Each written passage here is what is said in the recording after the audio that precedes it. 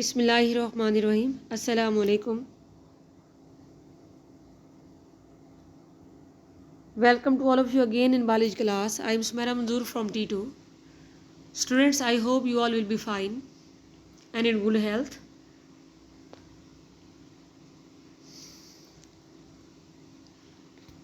Students, last week we were discussing about first category of homeostasis, that was osmoregulation.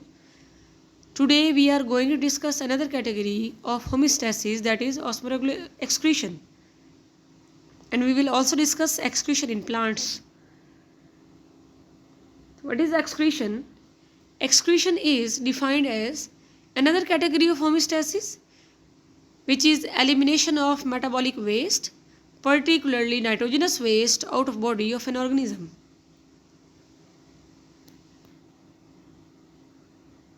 Removal of waste, mainly nitrogenous waste containing nitrogenous compounds, are nitrogenous waste, which are result of metabolism of certain organic compounds.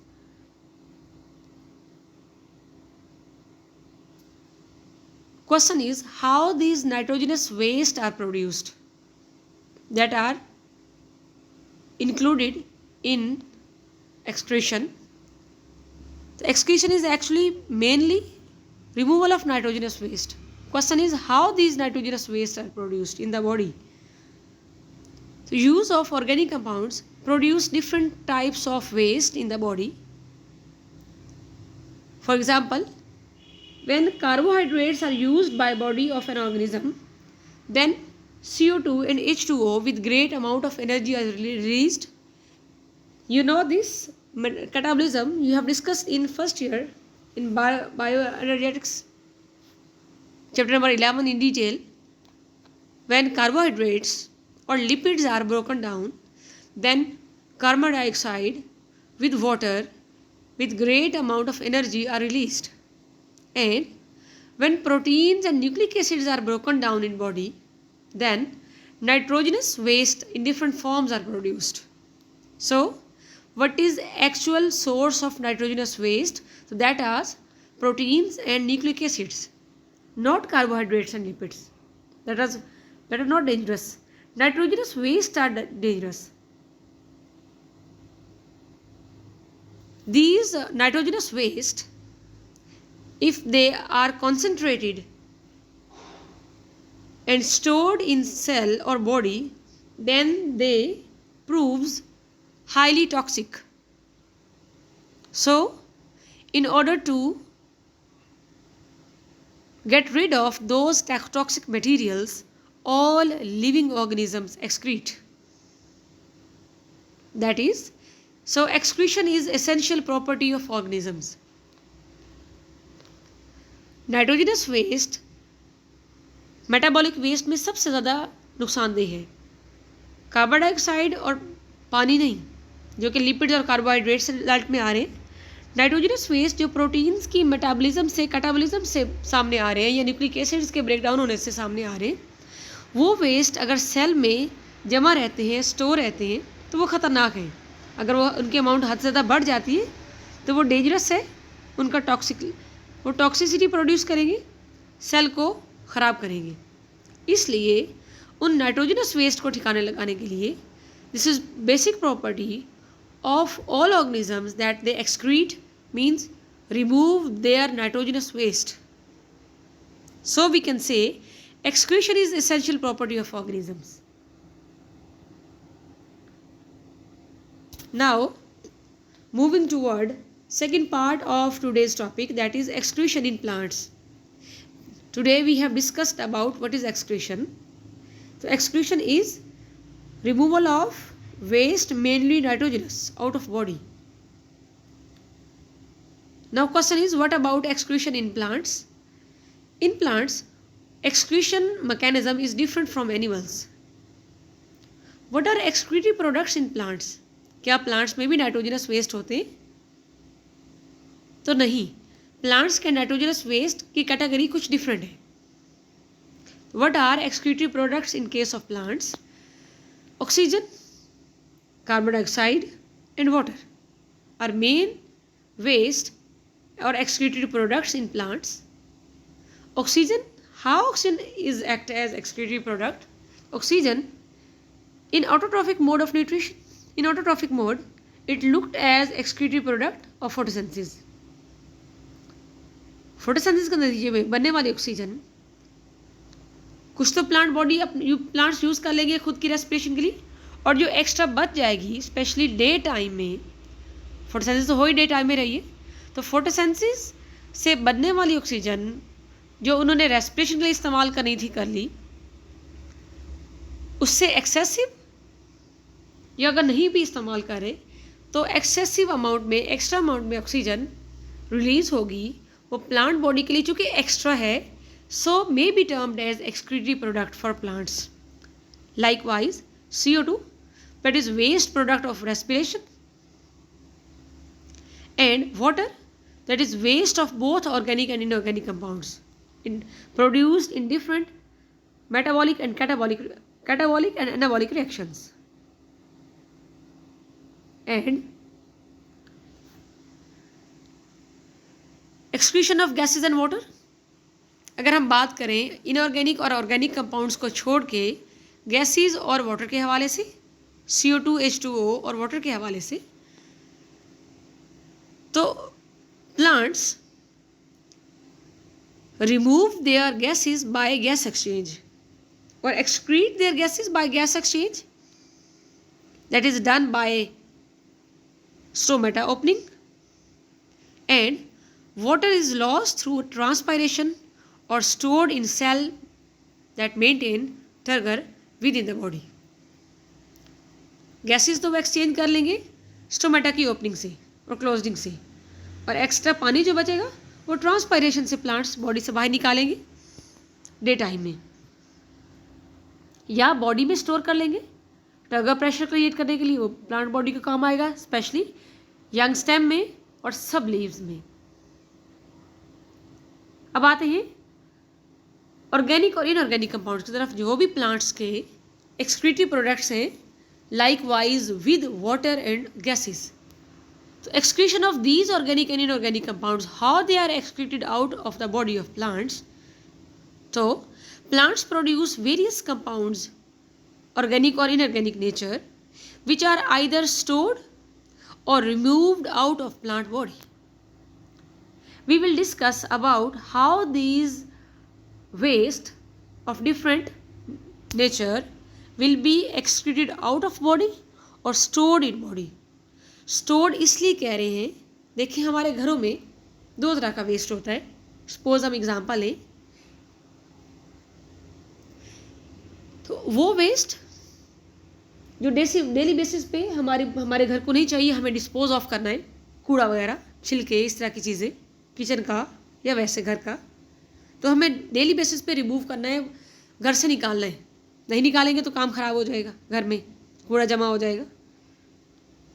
और दूसरा waste, घर की वो extra चीज़ें जो हम daily basis पे इस्तेमाल नहीं कर रहे, उन्हें हम स्टोर में रख देते हैं कि कभी यूज़ हो जाएंगी, कभी यूज़ करने के लिए हो सकता है कभी काम आ जाए, या वहाँ पे ठिकाने लगा देंगे कुछ चीज़ों को घर में. तो प्लांट बॉडी की भी यही सिचुएशन है. प्लांट्स या तो स्टोर करते हैं उन एक्सेसिव मटेरियल्स को बॉडी में, या ज़रूरत पड़ने पे उन्हें बॉडी से निकाल देंगे. अब क्वेश्चन ये है कि वो स्टोर कहाँ करेंगे और कैसे, और अगर निकालना है तो कैसे रिमूव करेंगे और किस स्ट्रक्चर के थ्रू, उन ऑर्गेनिक और इनऑर्गेनिक कंपाउंड्स को. So there are different structures in plant body which are meant for removal of those waste. First structure that is used in excretion by plants is by vacuole. You know very well it. Plants have large vacuole in their body that can be used as storage of useful substances or waste products. As you can see in this diagram, and you know it very well, mature plants cells has a large vacuole in center mainly. Sometime in vacuole accumulation leads to crystal formation. So this vacuole can act as storage house of different materials with in the body of plant. बाहर नहीं निकालेंगे, vacuole में कुछ materials को store कर देंगे अपने घर के स्टोर हाउस की तरह, हमारे घर के स्टोर हाउस की तरह। ये प्लांट बॉडी का स्टोर हाउस है सेल के लिए। And other structures including one is leaves. Like vacuole, leaf also act as storage organ and sometimes they remove waste by themselves. So leaves are prominent organ for excretion. Leaves are meant for fall off in case of autumn leaves. Leaves को अगर हमें तो पता है वैसे तो ये main photosynthetic organ के तौर पे काम कर रहे हैं। फोटोसिंथेटिक ऑर्गन के अलावा इसका दूसरा बड़ा काम, स्पेशली ऑटम लीव्स के लिए हम अपने एरिया के प्लांट्स को लें, जिम्नोस्पर्म्स को लें, कुछ एरियाज में एवरग्रीन प्लांट्स को छोड़ के, कोनिफर्स को छोड़ के, क्योंकि उनके पत्ते तो कभी नहीं गिरते, उसके अलावा तो प्लांट्स के लीव्स जब ऑटम सीजन में गिरते हैं तो वो टाइम है, this is seasonal time for plant body to get rid of accumulated waste out of their body. Because of this reason they are called as excretophore. Excreto is term for excretion and phore mean to bear. वो structure plant body में जो waste को bear किए हुए, बर्दाश्त किए हुए, store किए हुए, जब जरूरत पड़ेगी तो उसको वो हटा देंगे बॉडी से। So leaves are prominent organ for excretion. On this behalf when leaves are fall off in autumn season then plant body get rid of these accumulated waste by leaves. So they are called as excretophore. This is an important short question. What are excretophore? Why leaves act as excretophore? What is role of excretophore? And about these leaves, scientists also assume these are source of minerals. Leaves are also act as source of minerals. Leaves also store extra nutrients in them, in their cortical region, cortex. So gardeners use rotten leaves as source of minerals, as organic fertilizer. गले सड़े पत्ते भी ज़मीन में डाले जाते हैं, fertiliser के तौर पे, खाद के तौर पे इस्तेमाल होते हैं। कि प्लांट्स के लीव्स में फोटोसिंथेसिस के अलावा जो मिनरल्स पूरा साल स्टोर होते रहें तो वो काम आएंगे ऑर्गेनिक फर्टिलाइज़र के तौर पे। इस बिहाफ पे अगर देखें तो फॉल ऑफ के टाइम पे लीव्स का कलर ग्रीन से चेंज हो जाता है, yellowishing of leaf. That is change of colour is not due to removal of chlorophyll. इसका ये हरगिज़ मतलब नहीं है कि क्लोरोफिल ख़त्म हो गया तो कलर चेंज हो गया। हम लोगों ने फर्स्ट ईयर में क्लोरोसिस पढ़ी थी, that is yellowing of leaves due to deficiency of minerals in soil. Mainly soil में मिनरल्स कम हो जाएं, मैग्नीशियम कम हो जाए तो उससे भी प्लांट्स के लीव येलो होना शुरू हो जाते हैं, उससे फोटोसिंथेसिस मुतासिर होती है। तो क्लोरोसिस एक और कैटेगरी है, वो और वजह थी लीव्स के येलो होने की। उसके अलावा लीव्स के येलो होने की प्लांट बॉडी के ऊपर ही गिरने से पहले येलो होने की एक और कलर चेंज होने का रीज़न एक और भी है, और वो that is according to microscopic examination, leaves are loaded with pigmented waste prior to falling off. Many toxic substances like heavy metals increases sharply as yellowing proceed within plant body. गिरने से पहले जो उनका कलर चेंज हो रहा है body के ऊपर ही, ऑटम सीजन में देखें तो लीव्स का कलर अक्सर ही येलो या ऑरेंज हमें नज़र आता है। तो वो कलर क्लोरोसिस की वजह से नहीं है, वो कलर मिनरल्स के, केमिकल्स के इकट्ठा होने से हुआ है। उन केमिकल्स में मेनली मेटल्स शामिल हैं जिनके जमा होने से कलर चेंज होना शुरू हो जाएगा लीफ का। तो that is another reason for yellowing of leaves. ये भी एक शॉर्ट क्वेश्चन है important. What is main reason behind yellowing of leaves specially autumn leaves? तो क्लोरोसिस के अलावा ये रीज़न है कि क्लोरोफिल की कमी नहीं है, वजह है कि पिगमेंटेड वेस्ट जमा हुआ है। पिगमेंट का लफ्जी मतलब ही कलर है। ये आप लोगों ने फर्स्ट ईयर में भी डिस्कस देखा है, बहुत बार पढ़ा है प्लांट पिगमेंट्स के हवाले से। फोटोसिंथेसिस के लिए जो काम आते हैं, जो प्लांट बॉडी का हिस्सा है, लीव्स का हिस्सा है, उसके अलावा तो पिगमेंट का लफ्जी मतलब ही कलर है। सो bye accumulation of pigments within leaves may change color of leaves. So leaves act as source of minerals which are used by gardeners or farmers as organic fertilizer. And another structure in plant body which act as excretory structure or organ are bulb. Excretory products may be stored in stalk of bulb, for example blue bell, जैसे आपको diagram में नज़र आ रहा है। इन पौधों में stock में, stem के एरिया में, स्टॉक के एरिया में मिनरल स्टोर हो जाते हैं और फिर बेल नीचे बल्ब रह जाएगा ज़मीन के अंदर और ऊपर वाला हिस्सा बल्ब, स्टॉक से बल्ब अलहदा हो जाएगा। तो बल्ब के अंदर एक्सेसिव मिनरल स्टोर हो गए, जमा हुए, जो मेन प्लांट बॉडी से, अपर एरिया से, लीफ की स्टॉक से बाद में अलहदा हो जाते हैं। So leaves the bulb underground. Stalk में स्टोर हुआ या बल्ब में स्टोर हुआ अंडरग्राउंड, फिर बल्ब अपर वाले हिस्से से ऊपर वाले हिस्से से अलहदा हो गई, तो उसमें स्टोर थे मटेरियल, वो प्लांट बॉडी से अलहदा हो गए। उसके अलावा another structure is stem, that is by heartwood. Some plants deposit storage chemicals in branches and trunk, especially in old xylem. This takes place in ebony. Ebony is term for plant which has black stem in center.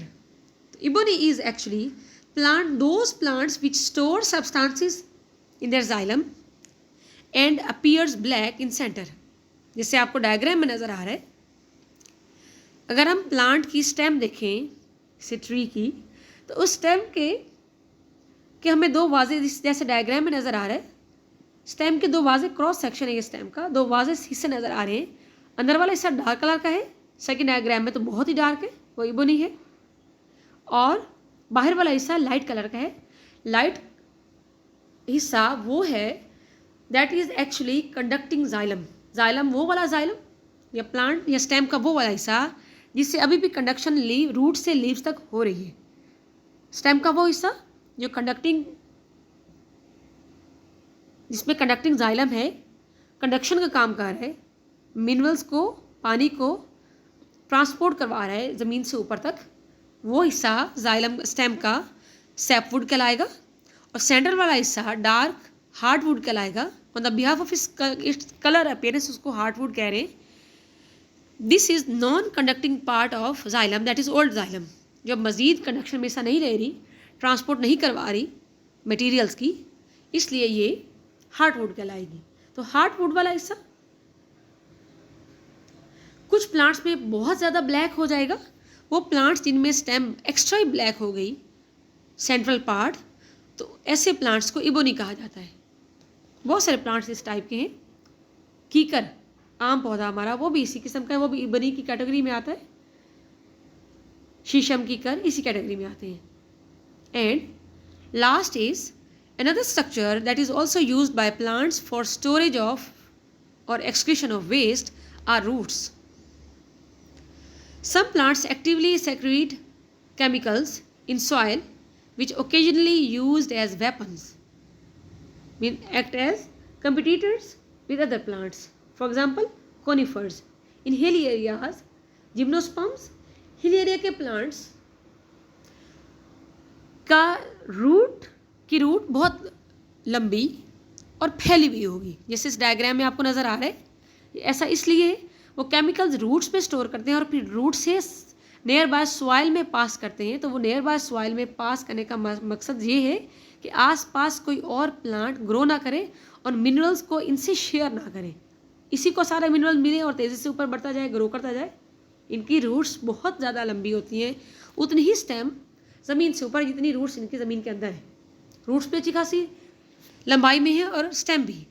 Conifers plants को आपने देखा होगा hilly areas में, हमारे area के plants की निस्बत बहुत ज़्यादा लंबे होते हैं. So roots are also used as storage organ. Students, this was all about today's topic. We were discussing about excretion and excretion in plants. So we have discussed today that plants use different structures which are either store nutrients or remove out of body, like leaves that are act as excretophore, stem store, roots store, bulb store, vacuole store waste, leaves store waste, but also leaves when fall off, the whole plant body is get rid of those waste. I hope you will understand today's topic. Inshallah tomorrow we will discuss excretion in animals. Till tomorrow, Allah Hafiz.